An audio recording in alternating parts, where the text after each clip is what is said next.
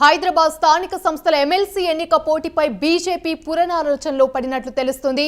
ఎన్నికకు దూరంగా ఉండాలని ముందుగా భావించిన బీజేపీ తాజాగా బీఆర్ఎస్ ఎంఐఎంకు మద్దతిస్తున్నట్లుగా అధికారికంగా ప్రకటించడంతో పునరాలోచనలో పడింది. ఎల్లుండితో నామినేషన్ల ఘట్టం ముగియనుంది. హైదరాబాద్ స్థానిక సంస్థ ఎమ్మెల్సీ కోటా ఓట్లు 127 కాగా ఇందులో 9 ఖాళీగా ఉన్నాయి. ఓటు హక్కు వినియోగించుకునే వారి సంఖ్య 118. ఇందులో ఎంఐఎంకి 52, బీఆర్ఎస్ కి 41, బీజేపీకి 25 ఓట్లున్నాయి. దీంతో సొంతంగా గెలవాలంటే 60 ఓట్లు మ్యాజిక్ ఫిగర్ ను దాటించాల్సిందే. అయితే ప్రస్తుతం ఉన్న ఓట్లు చూస్తుంటే సింగిల్ గా ఏ పార్టీ గెలిచే పరిస్థితి లేదు. ఈ నేపథ్యంలో పోటీపై బీజేపీ నేతలు చర్చిస్తున్నట్లుగా సమాచారం.